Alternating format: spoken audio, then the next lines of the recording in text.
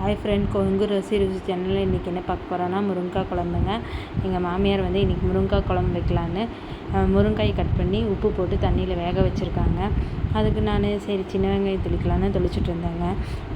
அதுக்கு அது முருங்கைக்காய் வெந்துட்டு இருந்துச்சுங்க. அதுக்குள்ளே சரி வடக்கலை வச்சு எண்ணெய் ஊற்றி கடலப்பருப்பு பருத்துட்டு இருந்தேன். அப்படிங்க அதுக்குள்ளே நான் சின்ன வெங்காயத்தை நல்லா தெளிச்சிட்ருக்குறேங்க. கடலப்பருப்பு நல்லா செவக்க வறுக்கணுங்க. வந்தோடனே எடுத்து வச்சாச்சுங்க. அப்புறம் சின்ன வெங்காயத்தை நான் கொண்டு வந்து கொடுத்தேங்க. சின்ன வெங்காயத்தையும் நல்லா வணக்கிட்டேன். அப்படிங்க அதில் இருக்கிற எண்ணெய் வச்சு அப்படியே வணக்க ஆரம்பிச்சிட்டேன். அப்படிங்க அது அந்த கடலப்பருப்பில் இருந்ததுங்க, கொஞ்சம் எண்ணெய் இருந்துச்சுங்க. அந்த எண்ணெயவே வடித்து இதில் ஊற்றிட்டேன். அப்படிங்க நல்லா கடலப்பருப்பு பாருங்கள், இந்த மாதிரி நல்லா வணக்கிக்கோங்க. எங்கள் மாமியாரோட ஸ்டைலுங்க, இப்படி தாங்க பண்ணுவாங்க. நான் வந்து வேறு மாதிரி வைப்பேங்க. எங்கள் அத்தை செய்கிறதும் எனக்கு ரொம்ப பிடிக்குங்க. இப்போ எங்கள் அத்தை செஞ்ச மாதிரி தாங்க செஞ்சுருக்காங்க. கொஞ்சம் கருவேப்பிலை போட்டிருக்காங்க. குழம்பு வந்து எவ்வளோ தேவையோ அந்த அளவுக்கு நம்ம கொத்தமல்லி போட்டுக்கணுங்க. நான் 2 ஸ்பூன் போட்டுக்கிட்டேங்க. கொத்தமல்லி வந்து நல்லா செவக்க வணக்கிக்கிட்டோங்க. நல்லா மணம் வர்ற அளவுக்கு வணக்கியாச்சுங்க. கொத்தமல்லியும் வணங்கிடுச்சுங்க. கொஞ்சோண்டு சீரகமும் போட்டாச்சுங்க. அதுவும் நல்லா வணக்கிட்டுங்க. சிம்லேயே வச்சு வணக்குங்க. வணக்குனா தான் சிம்மில் வச்சு வணக்கும் போது தான் நல்லா இருக்குங்க. கூட வரமிளகாய் உங்களுக்கு காரத்துக்கு எவ்வளோ தேவையோ அந்த அளவுக்கு போட்டுக்கோங்க. எங்களுக்கு இந்த அளவுக்கு தேவைங்க. எங்கள் வீட்டில் 5 பேர் இருக்காங்க. அந்த அளவுக்கு தகுந்தாப்புல குழம்பும் காரம் எல்லாமே கரெக்டாக இருக்குங்க. எங்களுக்கு இது கரெக்டாக இருக்குங்க. உங்கள் வீட்டில் எத்தனை பேர் இருக்காங்களோ அதுக்கு தகுந்தாப்புல வச்சுக்கோங்க. இந்த அளவுலையே செஞ்சு பாருங்கள், எப்படி இருக்குதுன்னு பாருங்கள். நல்லா வணங்கிடுச்சுங்க. இப்போ தேங்காயும் உள்ளே போட்டுக்கலாங்க. தேங்காயை போட்டு நல்லா வணக்கி விட்டுறணுங்க. நல்லா வணக்கிக்கோங்க. வணக்கினதுக்கப்புறம் இந்த கடலப்பருப்பையும் உள்ளே போட்டுக்கலாங்க. உள்ளே போட்டு அதையும் வணக்கி விட்டுருங்க. நல்லா சிம்லேயே தாங்க இருக்கணும். கொஞ்சம் சிம்மில் செஞ்சோம்னா டேஸ்ட் கொஞ்சம் நல்லா வருங்க. கொஞ்சம் நல்லா வணக்கிட்டுங்க. கொஞ்சம் மஞ்சத்தூள் போட்டுக்கலாங்க. மஞ்சத்தூள் போட்டுட்டு அதையும் நல்லா கிளறி விட்டுக்கலாங்க. கிளறி விட்டுட்டுங்க இது ஆறட்டுங்க. ஆறுனதுக்கப்புறம் மிக்ஸி ஜாரில் போட்டு அரைச்சிக்கலாங்க. இப்போ ஆற வச்சாச்சுங்க. ஆறிடுச்சுங்க. இனி மிக்ஸி ஜாரில் மாற்றியாச்சுங்க.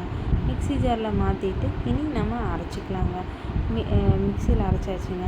அரைச்சிட்டு அது கூட ஒரு தக்காளிங்க, நாட்டு தக்காளி ஒன்றுங்க, புளி ஒன்றுங்க, இதை வச்சு அரைச்சிக்கலாங்க. புளி வந்து ஏன்னா வெயில் காலம் ஆயிடுச்சுங்க இல்லைங்க, அதனால் கெடக்கூடாதுங்கிறதுக்காக ஒரு துளி புளியை வச்சு அரைக்கிறோங்க. அரைச்சிட்டு இனி எப்படி இருக்குதுன்னு பார்க்கலாங்க. அதுக்கப்புறம் தான் நம்ம தாளிக்கணுங்க. இப்போ அரைச்சிட்டும் வந்தாச்சுங்க. இனி பாருங்கள், தக்காளி போட்டு அரைச்சாச்சுங்க. நல்லா இருக்குது பார்த்தீங்களா? இந்த மாதிரி தான் இருக்குங்க. இனி நம்ம தாளிக்கலாங்க. தாளிக்கிறதுக்கு ஒரு பாத்திரத்தில் எண்ணெய் ஊற்றிக்கலாங்க. எண்ணெய் ஊற்றினோன்னா கடுகு போட்டுக்கலாங்க.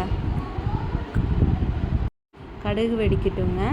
கடுகு வெடிச்சிருச்சுங்க. கடுகு வெடிச்சதுக்கப்புறம் வெங்காயம், வரமிளகாய், கருவேப்பிலை, சின்ன வெங்காயம், பெரிய வெங்காயம் இது எல்லாமே போட்டிருக்காங்க. சின்ன வெங்காயம் வந்து ஒரு 15 சின்ன வெங்காயம் அந்த மாதிரி போட்டிருக்காங்க. பெரிய வெங்காயம் வந்து ஒரே ஒரு பெரிய வெங்காயம் நீல வாக்கில் கட் பண்ணி போட்டிருக்காங்க. வரமிளகாய் ஒரு 2 போட்டிருக்காங்க. கருவேப்பிலை தேவையான அளவு போட்டிருக்காங்க.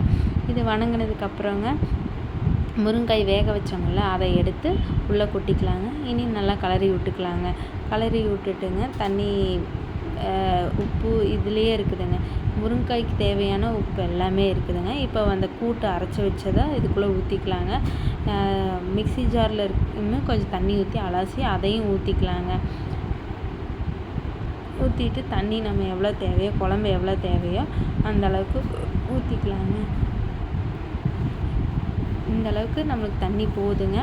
இனி கல்லுப்பு நம்ம தேவையான அளவு கல்லுப்பும் போட்டுக்கலாங்க. கல்லுப்பு போட்டுவிட்டு கலக்கி விட்டுறலாங்க. கல்லுப்பு போட்டாச்சு, கலக்கி விட்டாச்சுங்க. இனி மூடி வச்சுக்கலாங்க. கொதிக்குதுங்க, நல்லா கொதி வருதுங்க. உப்பு காரம் எல்லாமே பார்த்தாச்சு. காரசாரமாக இருக்குதுங்க, நல்லா இருக்குதுங்க. இனி வந்து குழம்பு ரெடி ஆயிடுச்சு. இனி கப்பில் மாற்றியாச்சுங்க. இட்லியும் ரெடி ஆயிடுச்சுங்க. நம்ம பிளேட்டில் போட்டாச்சுங்க. நம்ம வாங்க சாப்பிட்லாம். முருங்கைக்காய் குழம்புக்கு இட்லி நல்லாயிருக்குங்க. சாம்பார் இட்லி கேள்விப்பட்டிருப்பாங்க. இது வந்து குழம்பு இட்லிங்க. இது ரொம்ப நல்லா இருக்குங்க. நீங்களும் உங்கள் வீட்டில் இதே மாதிரி செஞ்சு பார்த்துட்டு கொங்கு ருசி சேனலுக்கு மறக்காமல் சப்ஸ்கிரைப் பண்ணுங்கள், லைக் பண்ணுங்கள், கமெண்ட் பண்ணுங்கள். எப்படி இருக்குன்னு சொல்லுங்கள் ஃப்ரெண்ட்ஸ். தேங்க்யூ. ஷேரும் பண்ணிடுங்க ஃப்ரெண்ட்ஸ்.